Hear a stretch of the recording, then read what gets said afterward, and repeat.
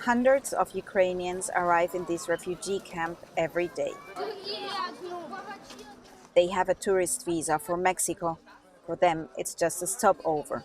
The final destination is the United States, where friends or family are waiting. Around 700 Ukrainians have been sheltering here for days.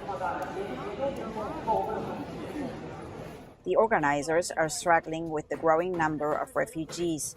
The volunteers, most of them from the US with Ukrainian and Russian backgrounds, are scrambling.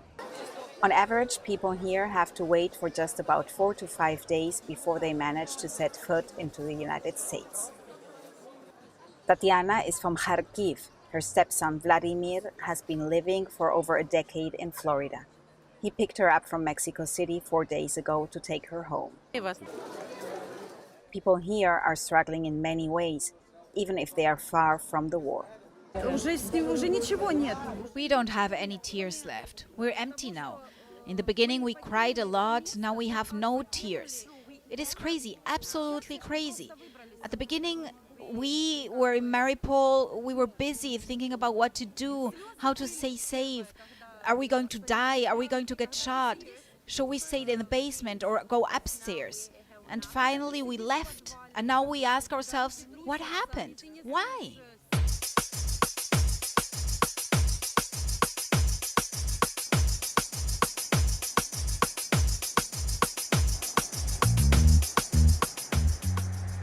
The refugee camp is not far from the border to the United States, where the increase of military presence on the Mexican side is visible these days.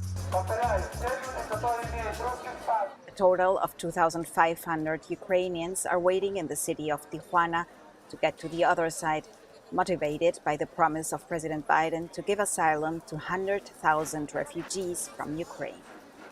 It started with a small group of 20 to 30 people who were processed in 4 hours and who would enter into the U.S. the same day.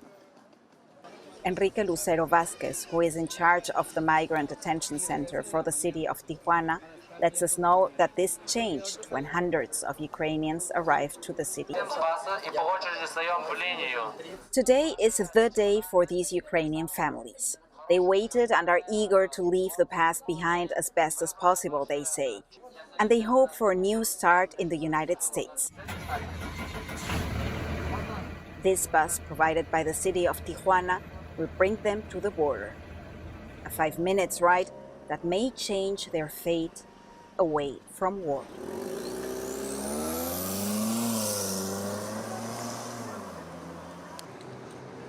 The border crossing El Chaparral in San Isidro was closed for more than 2 years.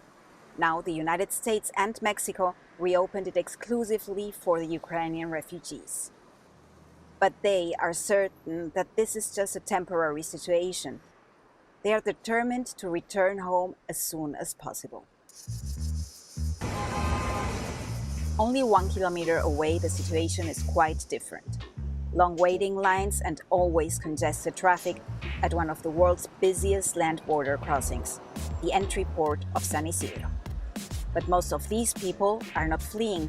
They cross daily the border for work.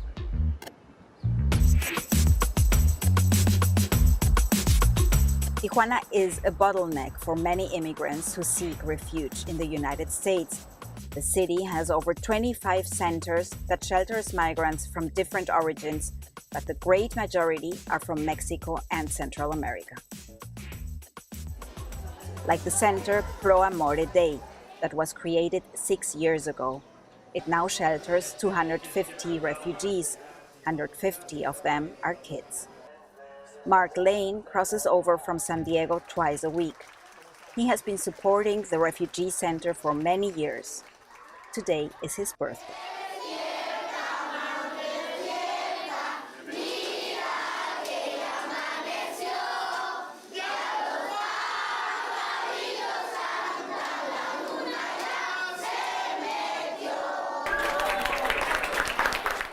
Muchísimas gracias. Thank you.